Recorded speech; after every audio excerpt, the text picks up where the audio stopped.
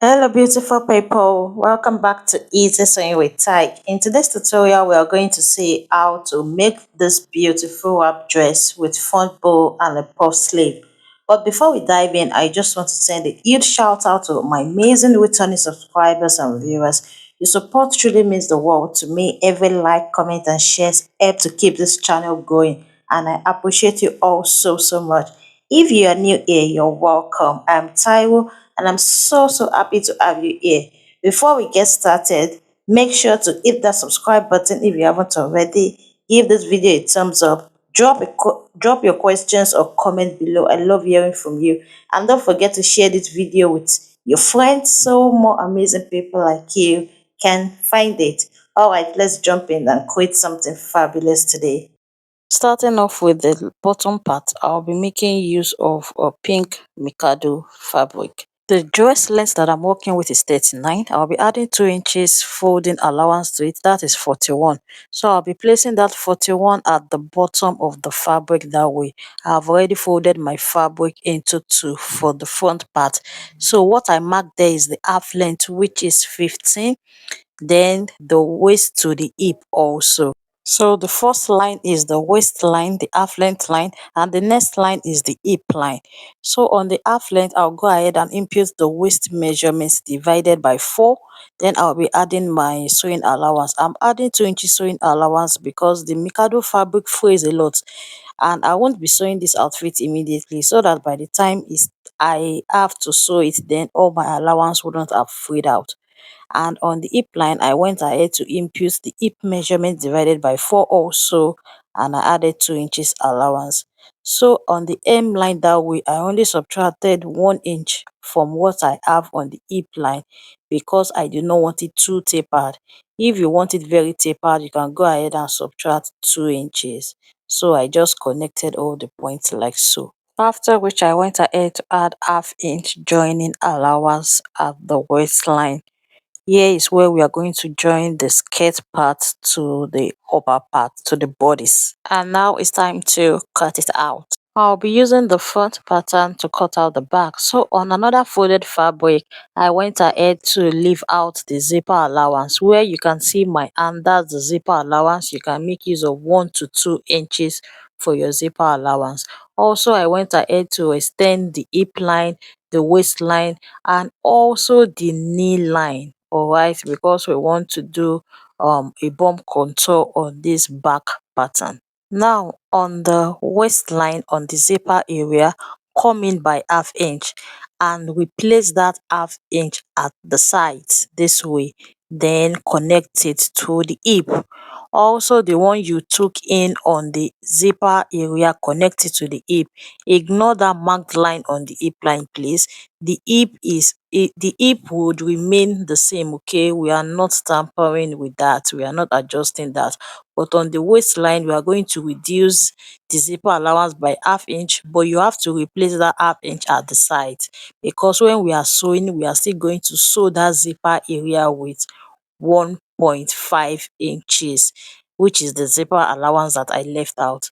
Then on the hip line also, come in by half inch and connect it to the hip line this way and replace that half inch at the side. If you don't replace this, there will be shortage in your measurement, alright, and the purpose of this bump contour would be defeated, okay? So you have to replace it. Then from the knee line to the hem, you just want to roll a straight line that way at the sides and also at the zipper area like this. And the next thing to do now is to cut it out. Doing this, we have successfully cut out the skirt part of this dress. Alright, go ahead and notch the zipper area, also coming by half inch on the waistline here for the front. Alright, it is important. Go ahead and notch the zipper area so that when we are sewing, you do not get confused. Because of that bump contour, you might be confusing that part with the hip for the sides. Okay, moving on to the top, we are working with a peach Mikado this time around. and I have my fabric on fold, I will be starting off with the back pattern this time and not the front.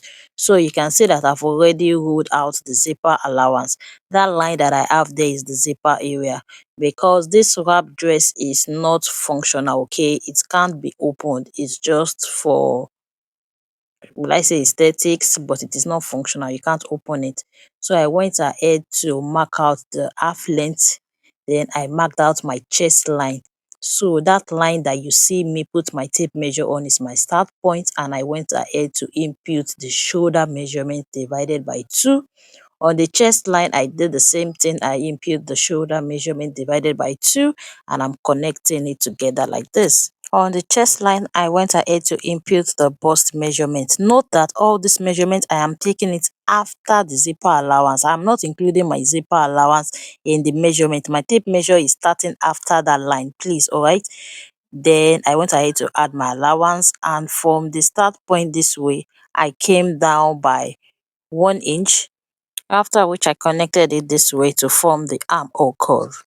Then on the half length, which also doubles as the waistline, go ahead and impute the waist measurement divided by 4. So now I'll be adding that allowance, sewing allowance, and also I'll be adding extra half inch because I want to eliminate zipper bulge. You would see the reason why we're adding the extra half inch in a bit. Then I went ahead to connect that to the bust measurement. So here's why I added that half inch. On the zipper area this way, come in by half inch and just connect it to the chest line this way. So if you do not replace that half inch at the sides, there will be shortage in your measurement when it is time to fix the zip. Okay, I went ahead to impute the neck width, which is 3.5. Then I connected it to the shoulder slope this way, the 1 inch I came down by when we were drafting the armhole curve, and I added half inch sewing allowance for the shoulder joining. And the back neck depth is 2 inches. I would mark that out. I would connect it to the neck width into a U-shaped neckline, and I'll cut it out. From the center back, I went ahead to remove half inch and slanted it towards the middle that way to further eliminate the zipper bulge, in addition to removing half inch from the zipper allowance.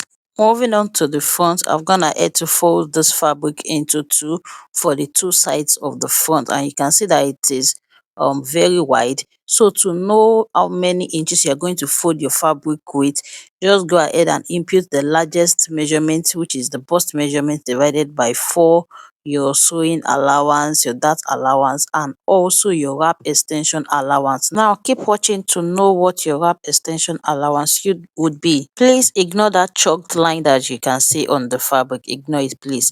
Now the first thing you want to mark out on your fabric is your wrap extension, and to determine your wrap extension, first you have to determine how extended the wrap is going to be. So there are some wrap dresses or some wrap top that is extending only to that area, that there are some that is extending all the way to the side, like the type that we are making today.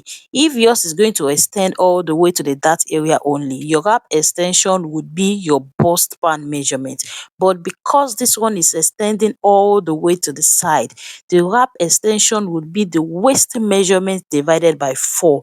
The waist measurement that we're working with is 25, and 25 divided by 4, that will be 6¼ So I'm going to go ahead and mark out 6¼ This is the wrap extension, and that is why I labeled it E. All right, this is the very first thing you want to mark out. Then I went ahead to mark out the half length, that is the shoulder to the half length, and I ruled it across, after which I marked out the chest line measurement. The formula to get that will be showing on your screen. So you'll notice that I did not extend my lines all the way to the wrap extension. Yes, that is because that line is the center front. So let's assume we are not making a wrap dress and we are just making a basic top. So this is how it is going to be. So I'm going to fold my fabric this way and continue marking out my measurement. So what I marked out there is the shoulder measurements divided by 2, so as not to get confused. You can go ahead and fold it this way. All right, So I marked out the shoulder measurement divided by 2. Afterwards, I went ahead to mark out the bust measurement on the chest line, and I added the sewing allowance. I came up by 2 inches, went in by half inch to plot out the armhole curve like this. Afterwards, I went ahead to input the waist measurement divided by 4. I added the dart allowance and the sewing allowance as well.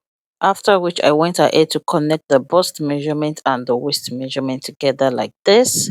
Then I went ahead to input the neck width. I used the same neck width with the back, and I came down by 1 inch for the shoulder slope, connected that to the neck width like this. So before I proceed, I'll go ahead and cut out what I have measured out so far, and I've opened up the wrap extension as you can see. So from the hem, I came up by 2.5 inch. You remember that we are still going to connect this upper part to the lower part using half inch. Afterwards, I went ahead to connect the neck width to the wrap extension this way, but because I do not want the cleavage area to be too exposed or too opened, I went ahead to make mine a straight line. Okay, making it a straight line is going to reduce how exposed the neck depth is going to be. Remember that that yellow mark is our center front. That is where the wrap extension starts from, so you can have an idea of how exposed the cleavage area would be if you measure out that side.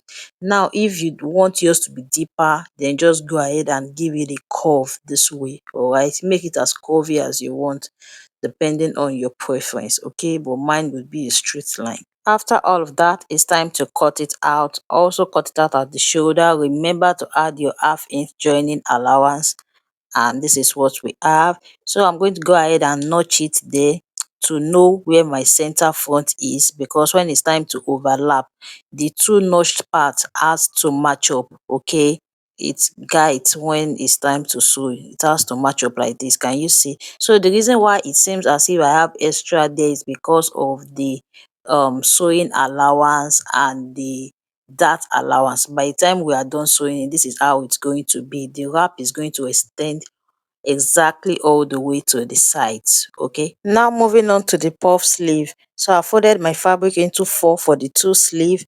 I have the length of the sleeve there. For example, if the length of your sleeve you want it to be 10 inches, then you want to go ahead and cut out 14 to give allowance for that puffiness. Okay, so that your measurement does not end up being shortened at the end of the day. And to know how wide your fabric is going to be, depend on how puffy you want the sleeve to be on the amount of fabric you have. Or you can go ahead and multiply your bicep measurement by 2.5 on the minimum, or you can increase it to 3 or 4 inches. For example, if your bicep measurement is 10, 10 multiplied by 3 is 30. So on fold, you want to have 15 inches. Starting from the edge, go ahead and draft out your basic sleeve. So I was unaware that the chalk was not showing, but soon enough you get to see what I did there. The light would get better, but from the edge, note that from the edge, that will go ahead and draft your basic sleeve. So if you don't know how to draft your basic sleeve, I have a tutorial on this channel that teaches that. The link to that would be showing on the screen. As you can see now, I went ahead to draft out my basic sleeve. So you just want to cut it and extend it this way, because at the end of the day, this remaining side would be pleated or gathered into the armhole curve. Okay, that is why you need to draft out your basic sleeve starting from the edge. This is it, the puff sleeve is ready. That's a wrap for today. Thank you for watching. In the next tutorial, we'll complete this project with the sewing and final touches. Don't forget to subscribe and hit the notification bell so you do not miss it. Until then, happy sewing. Bye.